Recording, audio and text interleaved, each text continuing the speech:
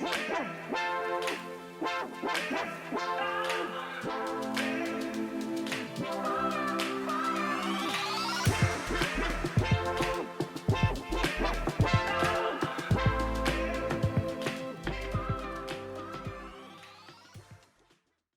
everyone. Welcome to IT Tech Talk. I'm your host, Joel Ward, and with me is Brett. Brett, how are you doing today? I'm doing great, Joel. That's awesome. I actually was struggling for a few minutes for a brief thing for listeners. My internet went down because my dog chewed through my internet cable and caused a shortage of internet in my house. So I am lucky that I was able to find a spare coax cable that I could connect from the wall to the router to the server rack in my office. So for all those listening, we almost didn't have a show today because I didn't have internet. So thank goodness I am also an IT guy and keep a bunch of cords around. Brett, so we got to talking before the show, and I actually I wanted to get a quick little overview from you. But for my listeners, they don't know you. Give them a brief overview of what you do and how you got started. Yeah, we're actually a family-run company, but we're a culture company. I'm the co-founder of an organization called BetterCulture at betterculture.com, and we're on a mission to make the world a better place to work. Most of the way that we do that is by doing leadership training, whether that's through digital on-demand type services or in-person leadership development workshops, or consulting or coaching arrangements with organizations that are on a mission to create a better workplace for their employees. That's awesome. So it's kind of funny because actually the previous guest I had on just yesterday, Latoria, she also is kind of creating a hands-on way of better culture in the workplace for young mothers and pregnant moms. So like it's like a whole thing. So I was like, just hearing you say that, I'm like, well, I just had someone on who's trying to create better culture for someone in the workplace. So what did you what brought about this idea? What made you want to do better culture? Where did this idea come from? Yeah, I mean, I could give you the long story, but I'll give you the short story, Joel. In that, the reason I run a family-based company is that I work with my father, Dr. Kim Hoogeveen, and my brother. And my dad was the founding president and CEO of a company in Omaha called QLI, or Quality Living Inc.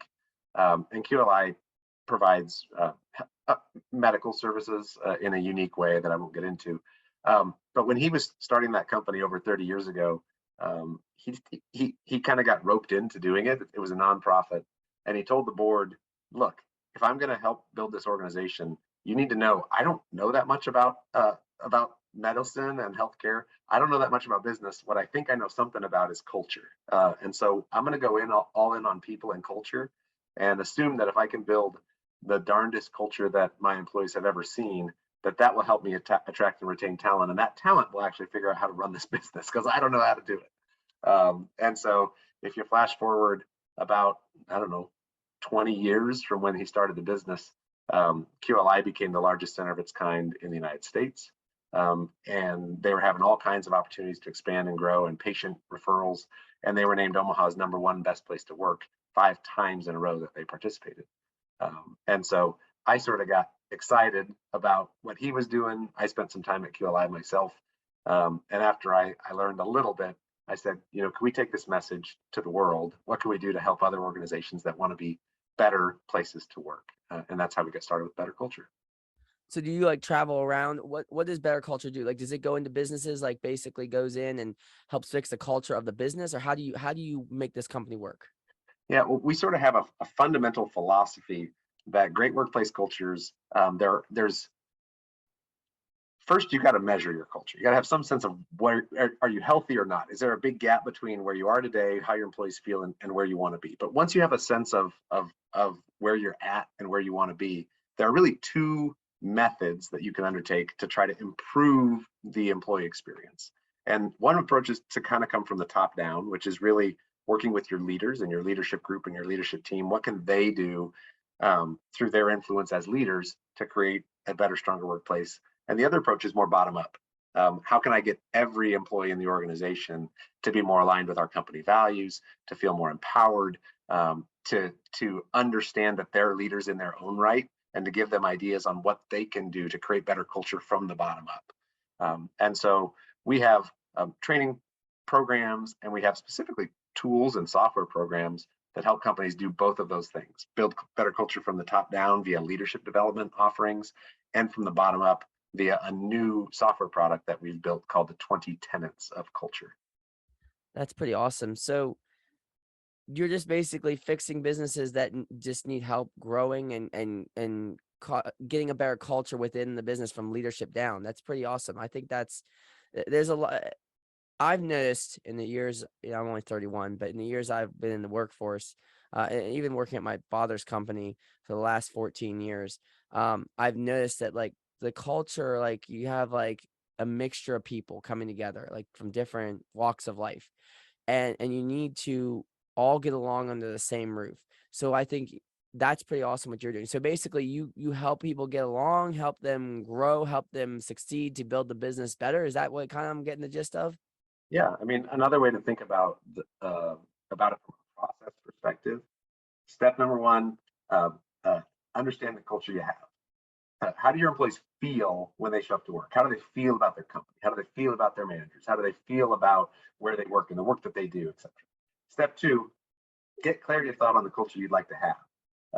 And I will tell you, Joel, that whether you are um, a like best in class employer or the type of employer that has a lot of work to do to building and improving their workplace culture, every company has a gap. Every company, there's a gap, at least whether it's little or huge, between where they are actually and where they'd like to be with regard to employee experience. So you figure out those two things, you sort of measure it, and then you put a plan in place and you say, how do we get from where we are to where we want to be? We need to have the right leaders in the right position. We've got to teach them what to do. And so if companies want, we can give you advice on, what it means to be a leader and how to evaluate if you have the right leaders in the right positions. That is an important step. But regardless of how you're currently set up, we can give those leaders practical tools and approaches that are research-based and proven to build better, stronger company cultures. And then if you really want to get great, one of the things that organizations struggle with is, okay, it's easy enough to get my leaders to come to a strategy session or a workshop or a training. It's tough to push messaging across my entire organization. And so that's what we've done most recently is said, look, how can we expand our impact beyond just doing workshops or training or video-led programming with your leaders? And how could we give advice to all employees? And that's been a game changer for the impact of our organization because we've sort of moved from being a training company to a product company that continuously helps organizations share important messages with employees on empowerment, on growth, on leadership, and on team building, and on things that every employee can show up and do every day to help themselves be more successful, to build a stronger team, and to improve company culture from the bottom up.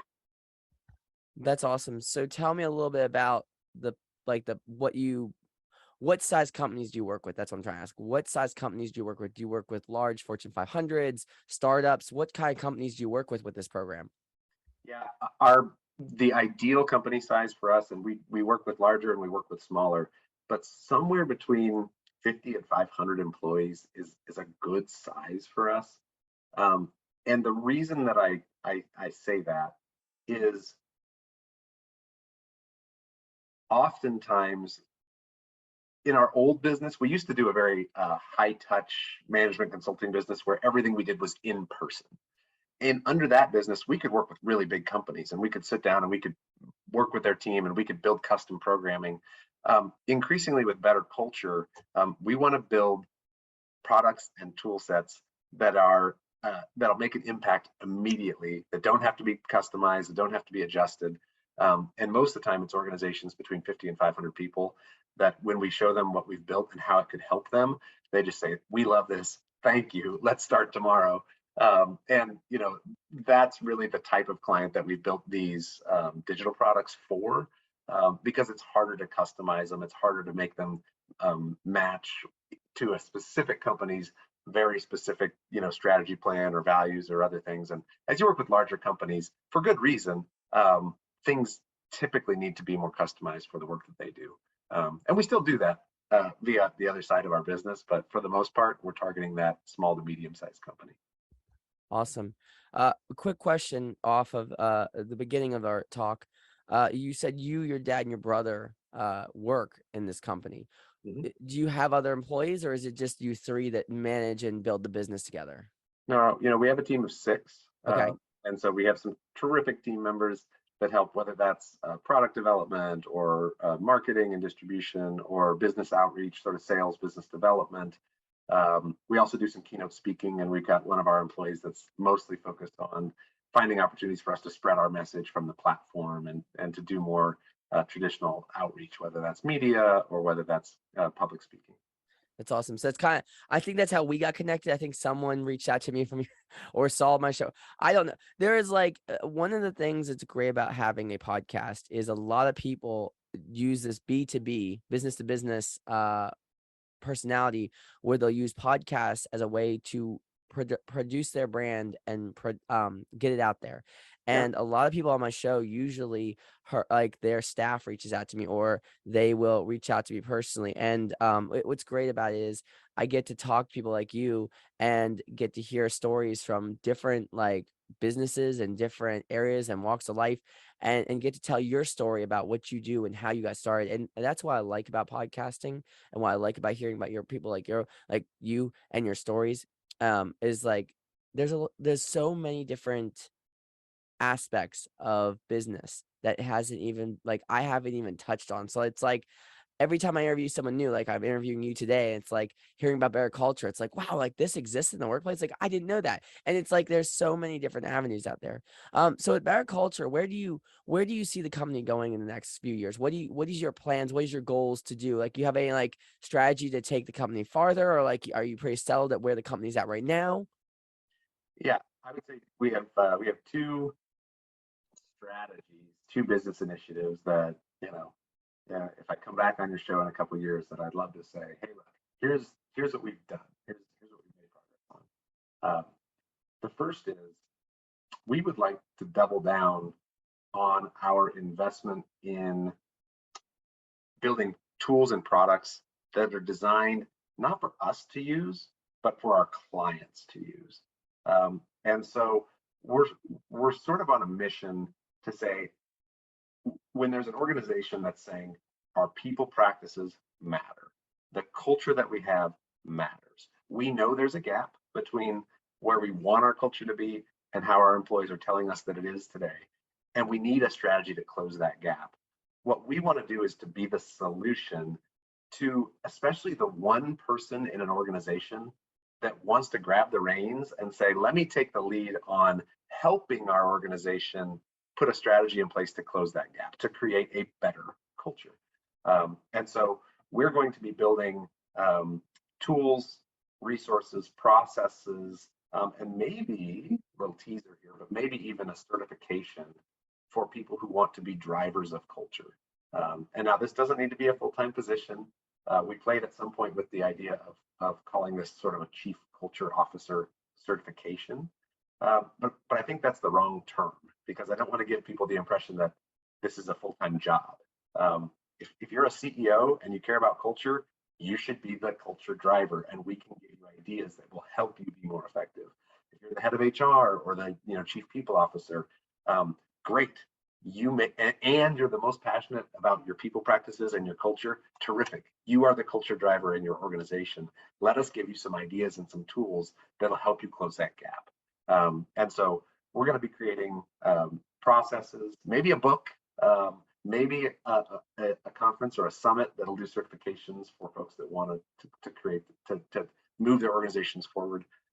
So that's strategy number one, is we're going to be creating a community of people who want to drive culture and supporting them on that path. Does that make sense, Joel? Yeah, no, it perfectly aligns with what was my question. My other question is, I'm actually curious about this. What's the succession rate you've seen in when you go into businesses and you do this? Have you seen the culture of the business change for the better, or have you seen it go the opposite way? What have you seen when you go in Well, after you go in and leave? it's the perfect question, because what what we have recently been realizing is the organizations that we've worked with who have done amazingly well and made terrific progress. If I compare that subset versus organizations that we've worked with that have kind of made either okay or no progress over time. One of the big differentiators that we identified is in the organizations that have made progress, that have significantly closed that gap and advanced their culture and created a better workplace for their employees, that has a lot of business advantages for the organization. Um, One of the big differentiators that we identified in looking at it is we said, in this set of companies that's done great, that are crushing their goals, that are creating a better workplace, that have employees that are more engaged, more loyal, more innovative. Those companies we can point to and say, who's got the ball there? Who's been driving this strategy? Is there a person? Is there one person who doesn't do everything and honestly isn't even responsible for everything? They just have the ball and they make sure that the organization is making continuous improvement and always thinking about what can we do to make this an even better place to work. Um, the commonality, as you would imagine, then in the other subset of companies is they kind of said, if we asked them the question, who's accountable for culture in your company, they would look at us and they'd say, well, everyone. That's really not a great answer when you want to make progress from where you are today to where you want to be in the future. And so if we look at those clients and we've come in and we've done an executive retreat, or we've come in and we have done leadership training, or we've measured their culture, or we've provided them a digital product, if nobody was sort of driving implementation or follow-up or accountability, those companies don't make as much progress. And so that's why we are pretty sure that the new direction for our business is to identify people who want to drive culture, and give them the strategy and the tools and the support that they need to make progress over time. No, that perfectly makes sense. Like, I sometimes I think that my dad needs to hire someone like you to come into the company because we have managers and stuff, and it just sometimes people don't get along. And one of the things I've noticed, we've been in business for about almost 29 years. My dad's been doing this, and I'm 31, so he's been doing it. Uh, Mm-hmm. there's less, I think he started when I was 4 years old, but one thing I've noticed is like, there's a whole mixed match of culture and people not wanting to do like, well, this person's in charge, but I need to listen to this person because I respect them more. And so there's like whole mix of things. So, Mm-hmm. in that aspect, do you see like, so, okay, for example, if you were to come into my dad's business and say, hey, well, this person's not listening to this person and the cultures it's mixing up and no one knows who to go to, or they're not, the culture's all mixed match. What would you do for a company like that? What would your goal be to fix something like that? Yeah, I like this. It's turned into a sales call. Uh, we, we try to start with clarity. Mhm. I would ask a question like, you know, uh, of multiple leaders, whether that's your father or other leaders in the organization, I would say to each person individually, what does it mean to be a leader? Mhm. Tell me what that means to Well, for you. me, And oh, sorry. I thought you were asking. I'm sorry. I actually thought you were asking yeah, me the question. tell Oh, me, sorry. what do you think? Answer it. Well, I think a leader needs to be someone who goes in but doesn't push people around, but brings people around them to help build them up and help grow them around that one person and not just building themselves up. That's what I think leadership is. Yeah, I think so. The answer that you gave there aligns with one of our 7 Mhm. principles of leadership that we teach, and which is around growth. Right, a leader is somebody who is constantly looking to help their employees be more successful, both at work and even in life. Mhm. And so we teach strategies around how do you show up to work to do that. But the idea here, if I could back up, is that most of the time in clients that are struggling for a path on to get more clear on how they can make progress, what you'll find is when you go ask 10 different leaders that question, what does it mean to be a leader? You get 10 different answers. And so there's not a lot of clarity of thought on how do we conduct ourselves to help the organization make progress from a cultural perspective. And so we try to teach a team leadership model and a sort of a universal, a little bit more clarity of thought on what does it mean to be a leader. And for us, that means we show up every day focusing on mission, culture, and excellence. It means we're always trying to help people be more proud of the work that they do every day and know that their organization is proud of them. So we're recognizing employees and appreciating employees. We're helping people grow and develop and be more successful both at work and even in life. We want managers to know, to show their employees that they care about them even outside of work. We're going to protect the right of good staff to work with good staff. So that's another thing that leaders need to do is you've got to have reasonable standards and you need to enforce those, because otherwise it's not your bad employees that are going to be finding a new job. It's your best employees that are going to be frustrated that managers aren't protecting their right to work with other good employees. You make decisions in a collaborative and open way, or if you can't, you at least share information about why decisions were made. You be effective with conflict, not afraid of it, effective with conflict, and you try to make work fun. Those are our 7 principles of leadership, and we work with individuals, companies on unifying around that clarity of thought and saying, hey, how can we as a management team bring those 7 things to life? No, and actually that's that's kind of things that I think is very necessary in business. And thinking about it, it's like I think it's funny how you said turn in a sales call. It's like I'm gonna pitch you to my dad later today. There you go. Because this is one of the things that's like we've had someone like you came in years ago, back before we moved into our 3,300 square foot building.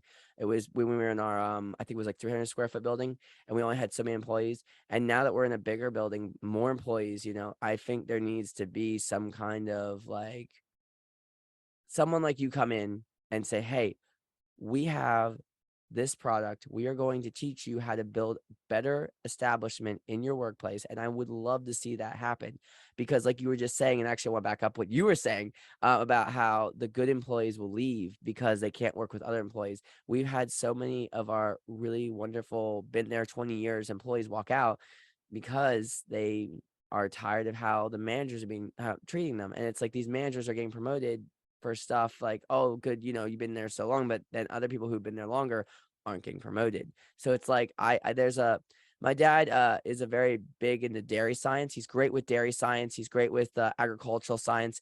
But my personal experience with business is very hands-on. So like recently I've taken on a role as material specialist, but my role is so broadened. I've been doing a lot of in-person touch-ups around there with like people, kind of like what BetterCulture does, and try and like, hey, this is what we should be doing as a management style. But my thought is like, how you say it turns into a sales call. I need to, instead of me trying to personally work with the employees and stuff, and because I'm just one person, getting a whole group of you in there and talking and working out some, that would be perfect. So Yeah. I like how this is turning out. Like this actually worked in my favor because like I get to talk to you, get to hear about your company, but also maybe benefits our company in the end. Yeah. Well, to the extent that you're interested in a follow-up, I mean, one thing, on the podcast, we won't get into details, but for some organizations, we come in person and we spend time with their management team. For other organizations, again, this is the advantage of our new digital model with Better Culture. We can just give you a digital product or a digital-based program. It's less expensive, and it doesn't spread us quite as thin. That again would be a tool, a program you could look at and pull resources from to implement yourself inside your organization. So we kind of have both models. One is more expensive to have us directly involved. Mhm. The other is more cost effective, but we try to put a lot of our tools into ways that we can distribute them through technology that allow organizations, again, to make progress on becoming a better place to work. Awesome. So, real quick, we have 6 minutes left. I want to ask you one last question. I ask all my guests, but I ask it in different ways each time, depending on the call. So, what is as Better Culture, you built Better Culture. What if? Okay, how would I ask this? Is there some way, somehow, you wish you could go back and create Better Culture sooner to help businesses grow and expand? Is there a way? Would you wish that you could have started this sooner, or is it something that you're glad it's at where it's at now? I think things have worked out the way that they should have. We ran a separate company that was very, as I mentioned before, I call it sort of a white glove treatment. We did everything in person. Everything came with a consulting agreement attached to it. Everything, it was, sort of we wanted to be on the team, the management team with our clients, and we did that for over a decade, and made a good impact on a small number of companies, mostly in Omaha, Nebraska. And we had some really good successes, and we learned a lot along the way. We had a tech company that was just a great client in the Omaha market that we worked with. And one of their founders, after our first one-day session with their leadership team. They had probably 120 employees. They were a venture-backed company. They were growing like crazy. And we still remember it because he said, "Dang, I love what you guys do. This content is amazing." And then he paused and he said, "But why are you running your business like this?" And what he meant was, like, what you're teaching us, like, if you had it available in an on-demand format, I mean, we probably wouldn't have paid you the same amount, but we would have paid you something just to get access to it. And instead of spending your day here with us, you could have brought on 50 clients or, whatever, that are all doing the same thing. And obviously they were a technology company and they had that startup perspective of, how do we scale? And that was probably 4 or 5 years ago. And what we realized is we hadn't given enough thought to how could we make a bigger impact, let alone build a bigger company.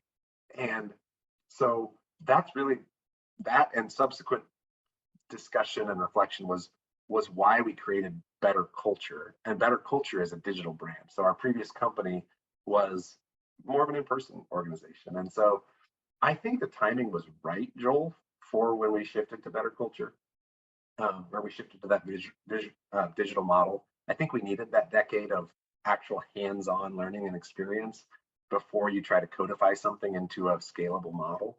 So I think the timing was about right.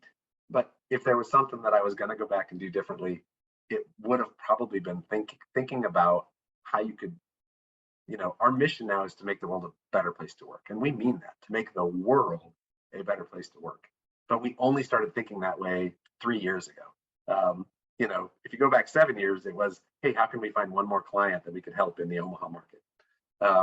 And so for us, that's been a very empowering shift, is to say, no, let's build tools and processes and systems and programs that can scale and that can make a bigger impact, versus, let's add one more client, and work with one more company. That's awesome. Brett, we are on time. I know I just got the notification. We have 9 minutes left, but we hit the 30-minute mark. Thank you so much for coming on the show. It was such an honor to talk to you. I would like to get set up a follow-up call or email, or just get some information from you at the end of this call, or even throughout the week next week, because I would love to hear some more about the company, and maybe pass this on to my father. Thanks, Joel. Appreciate the time. You're welcome. Thank you so much.